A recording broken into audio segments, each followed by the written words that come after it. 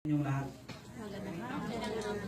Ako po ay dating pulis na pilitan akong magretiro dahil po nagkasakit ako. Po, ang inopera ko, cancer sa bituka. Colon cancer. Ang sabi ng doktor sa kidney, stage 2. Tapos, inobligan nila ako na magpa-chemo. Pero hindi na ako nagtuloy. Sabi nga ni Doc, napakamahal. Ang isang session, aabutin ng 80,000. Ay, 6 yun.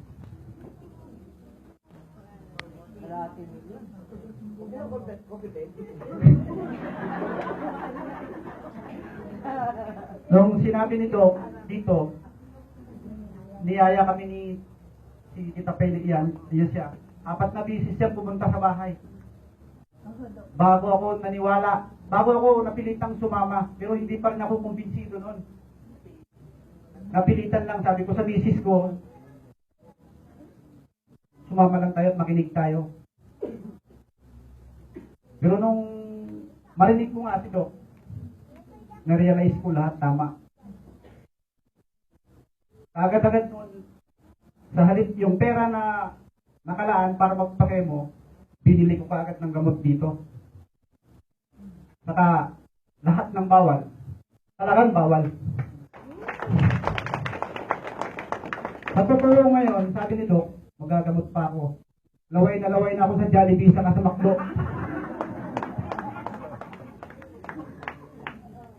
Pati pritong itlog. Pag nakikita ko, halos sakmalin ko na. Pero sinabi nito, bawal. Bawal po. Sumunod lang tayo at magtiwala sa taas. Siya po ang nakakaalam lahat. At kayang magpagaling. Salamat po. Okay. May nakalimutan sabihin si Sir. So, ang case niya is colon cancer stage 2. At dito po, ito na po, lumabas na po yung resulta. At dito nyo makikita kung positive or negative ba. Ito po yung kanyang diagnosis before pathological report na nagsasabing meron ka siyang cancer, stage 2. So, hindi natuloy yung chemo at ang ginawa niya yung programa po na tinuro ko, no, na guidelines ko. After po 1.5 months, nag-follow up, tapos another 1.5 months. So, tatlong phase po kasi ginagawa ko. Sa chemo, 6 cycles. Ako, 3 phases lang. Okay? Ang laki ng difference, ano? Tingnan nyo, ito yung result. Ayan ha, at least, resulta. Lagyan natin ng date. January 8, 2015. Carcinoembryonic antigen, negative. Wala. Carcinoembryonic antigen, negative. Wala. Carcinoembryonic antigen, negative. Wala na po siya. Walang chemo. Yung sinasabi lang nakakakaw siya, gagamitin ng demonyo yun para masira yung iyong pananampalataya. Di matatakawin ka niyan. Pero anong sabi ko sa kanya? Konting-konting tiis na lang. Bakit? Pag ang tao walang sakit, walang bawal. Ako, wala akong sakit. So, ang resulta ay ito. Yung bawal na kinukwento ko kay Kuya, ito na kinukwento niya pala sa inyo. Totoo yun.